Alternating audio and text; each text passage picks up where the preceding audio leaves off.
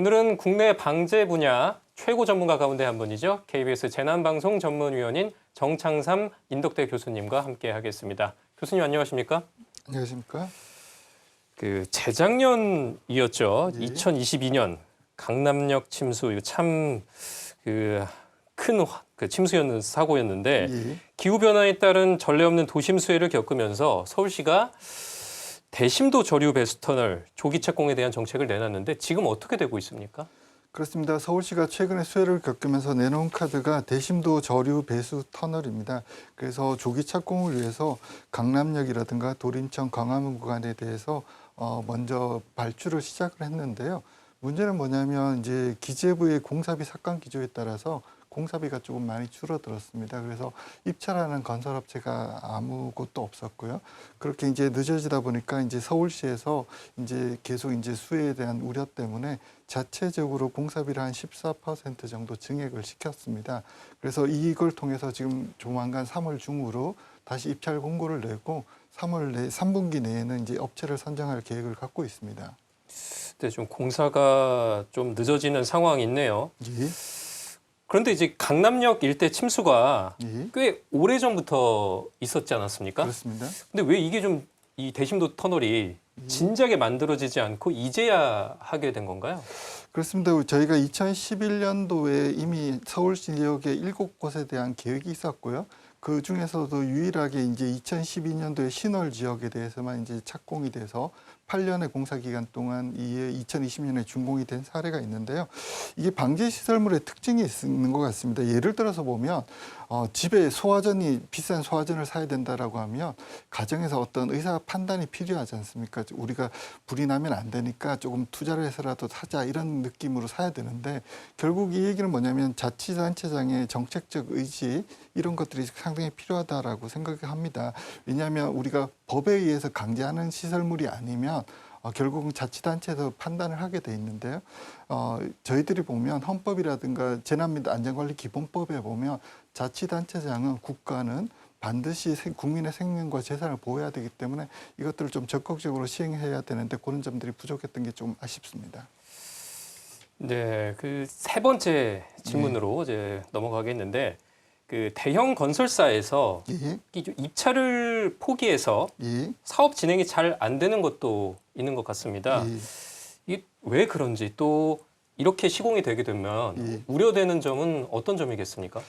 그렇습니다. 이게 결국은 건설사도 이익을 추구하는 기관이다 보니까 결국은 공사가 어렵거나 그다음에는 또 우리가 하이 리스크, 하이 리턴이라고 그래서 공사가 어려우면 이제 수익 구조가 좀 많으면 이제 입찰을 참가하게 되는데 지금 하이 리스크, 로우 리턴입니다. 예를 들어서 보면 우리가 GTX 구간에서도 보면 GTX를 지하 한 40에서 60m 구간에 짓다 보니까 지하수로 인한 주변의 침물, 집안이 침하된다든가 이런 사건들이 일어나게 되면 건설사 입장에서는 민원이라든가 이런 리스크가 너무 크기 때문에 공사비 규모에 비해서 조금 자제를 이제 주저를 하는 것 같습니다.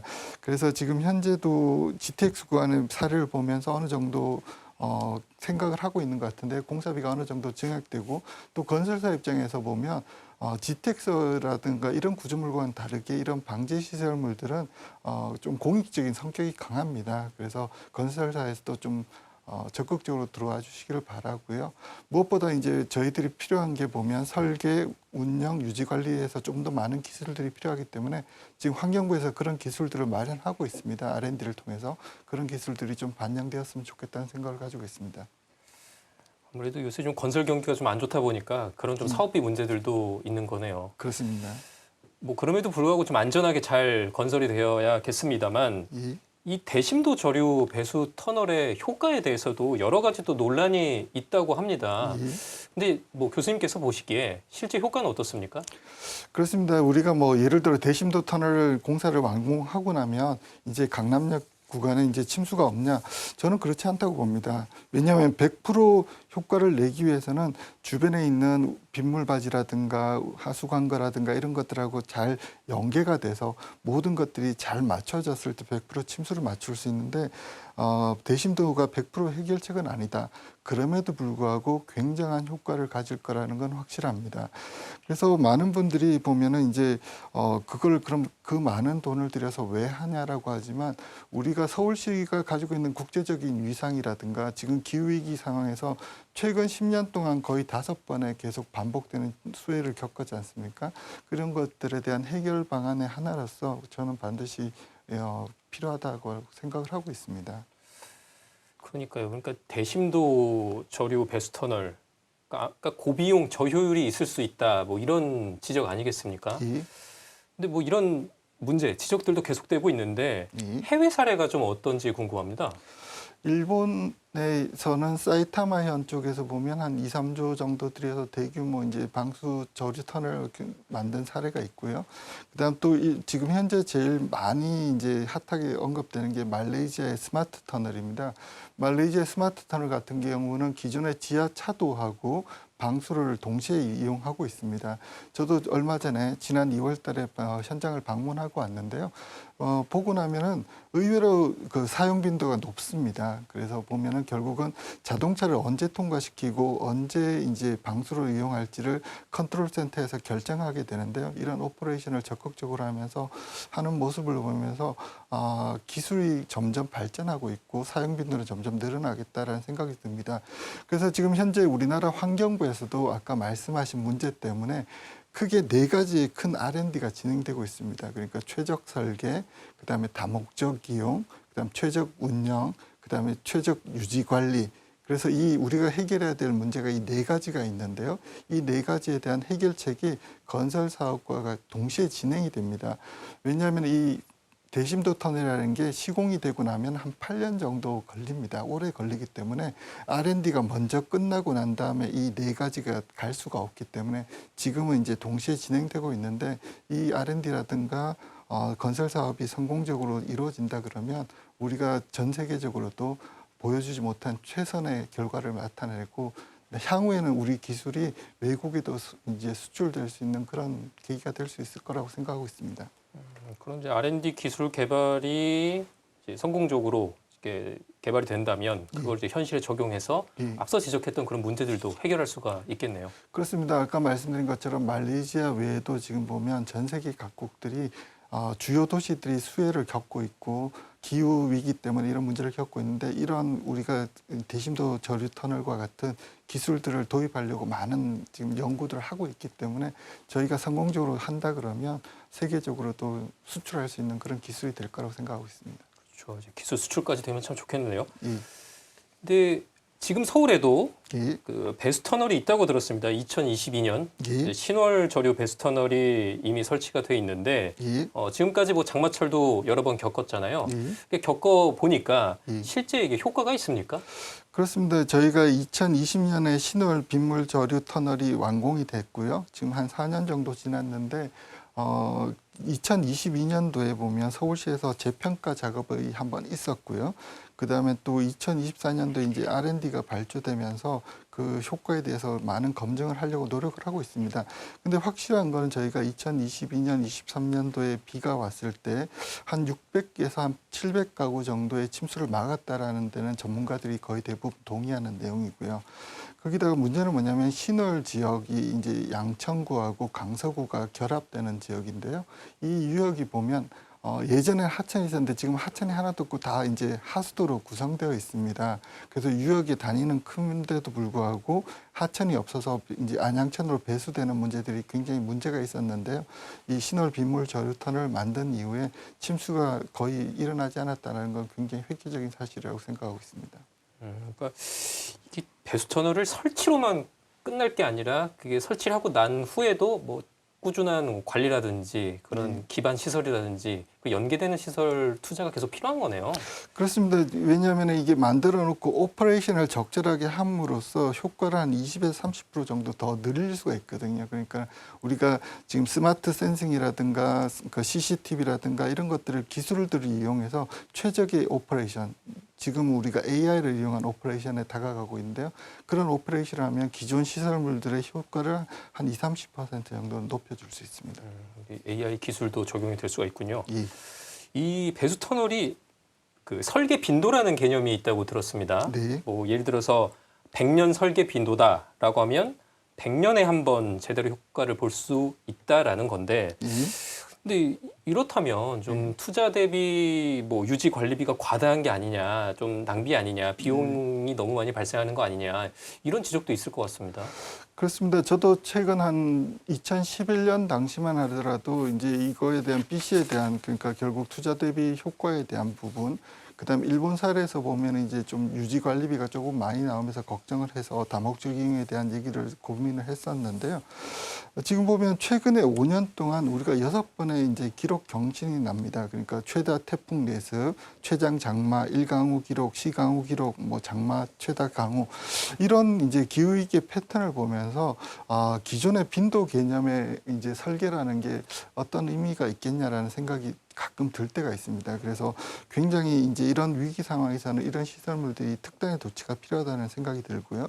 그다음 두 번째로는 아까 말씀드린 것처럼 서울시가 이제는 이제 우리나라의 수도 정도가 아니고 국제적인 지역입니다. 특히 강남이라든가 광화문 같은 경우는 해외에 많은 분들도 관심을 가지는 지역인데 이런 지역들이 최근 계속 수해를 겪으면서 외신에서 보도가 되고 있습니다. 그렇다는 얘기는 뭐냐면 도시의 이미지라든가 이런 문제도 다가가야 됩니다. 그래서 우리가 대심도 빗물 저류 터널을 AI를 통해서 정확하게 관리하고 있다라는 이런 것들을 시그널을 주고 저희가 경감되고 있다는 시그널을 준다라고 하면 국제적인 도시의 위상을 또 걸맞다고 저는 생각하기 때문에 단순하게 이제 투자 대비 효과 이런 것들을 보기는 상당히 어렵다. 왜냐하면 방지 시설물들은 대부분 이제 투자 대비 효과의 효율이 100% 나오기는 어렵습니다. 하지만 국민의 생명과 재산 그리고 도시의 이미지를 고려할 때 굉장히 중요하다고 생각하고 있습니다.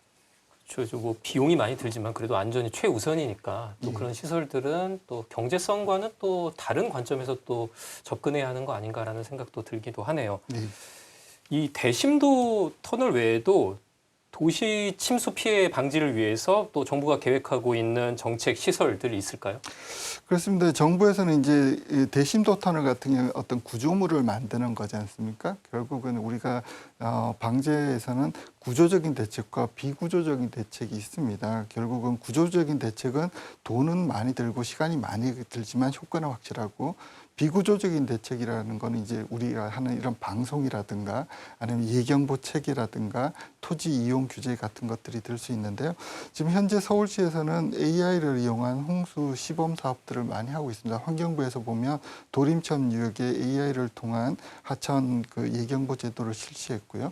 그다음 또 스마트 CCTV라든가 그다음 서울시가 또 특히하고 있는 것들은 이제 침수 예보제를 이제 곧 시행하고 있습니다. 그래서 그 얘기는 뭐냐면 강우 예보하고 동행 비슷하게 침수 예보제를 실시하고 있다라는 건 비구조적인 대책에서 굉장히 우수한 사례라고 할 수 있습니다. 예, 그 마지막 질문 드리도록 하겠습니다. 아무래도 이제 교수님께서는 뭐 다른 기술이라든지 해외 사례 같은 거 좀 폭넓게 연구하실 것 같아서 예. 여쭤보는 질문인데, 예. 이 서울 외에 예. 다른 도시의 계획 중인 뭐 침수 피해 방지 정책 혹은 뭐 기술 이런 것들 중에서 눈에 띄는 게 있다면 어떤 거겠습니까? 그렇습니다. 최근에 2023년 9월 달에 국회에서 도시하천유역 침수 피해 방지 대책법이라는 게 통과됐습니다. 이 얘기는 뭐냐면 예전에는 환경부에서는 이제 국가하천이라든가 지방하천 중심으로 피해를 예방하고 그다음 도시에서의 내수 침수는 행정안전부에서 이제 다루고 있어서 이원화되어 있었는데요. 이 도침법이라고 우리가 부르죠. 도시하천유역 이제 침수 피해 방지법 같은 경우는 환경부에서 거대한 그 유역에 대한 거대한 침수 피해 예방 사업을 할 수 있는 법적 근거를 마련하게 됐습니다. 그 얘기는 뭐냐면 도림천과 같은 유역에 대해서도 환경부가 대규모 사업을 할 수 있고 그다음에 광화문 같은 데도 대심도 터널 같은 것들을 정부에서 투자할 수 있는 법적 근거가 마련된 거죠. 굉장히 중요한 법이라고 생각을 합니다. 그래서 이런 법들이 적극적으로 시행된다면 도림천 아니면 부산의 온천천처럼 이제 상습적으로 침수가 일어나고 내수 범람이라든가 외수 범람이 동시에 일어난 지역에 대해서 그래서 우리가 대응할 수 있을 거라고 생각합니다. 그리고 환경부에서 보면 AI 홍수 예보 사업을 지금 현재 도림천에 작년에 했었고요. 금년도에는 포항, 창원, 광주로 확대를 하고 있습니다. 그 외에도 행정안전부에서도 보면 스마트 CCTV 사업이라든가 스마트 이제 침수 예경보 센싱 사업들을 많이 하고 있습니다. 맨홀 같은 데다가 무전원으로 작동하는 스마트 계측 센서 같은 것들을 개발해서 우리가 빅데이터 시대에 맞는 그런 이제 예보 체제를 만들고 있는 거죠. 저희 나라가 지금 제일 잘하는 게 ICT 기술인데요. 지금 디지털 트윈을 기술을 이용해 가지고 해외에 이제 많이 이제 수출도 하고 있는데요. 그 축 중에 하나가 뭐냐 하면 재난 관리입니다. 그래서 최근에 이제 네이버하고 K워터하고 이제 결합을 해가지고요. 지금 이제 사우디의 그런 디지털 트윈을 위한 재난 관리 기술을 수출한 사례도 있습니다. 그래서 우리나라도 이제 앞으로는 이 디지털 기술 그리고 AI 기술을 활용해서 재난 관리를 접목해서 해외 시장을 선도할 수 있을 거라고 저는 생각하고 있습니다. 네, 이제 AI를 활용한 재난 관리 기술 이런 것들도 계속 발전이 되고 있는데 뭐 현실에 계속 적용이 돼서 좀 더 체계적인 대응도 가능했으면 좋겠습니다. 오늘 여기까지 듣도록 하겠습니다. 지금까지 KBS 재난방송 전문위원 정참삼 인덕대 교수였습니다. 오늘 말씀 감사합니다. 감사합니다. 재난안전 119 오늘 순서는 여기까지입니다. 내일 다시 뵙겠습니다. 고맙습니다.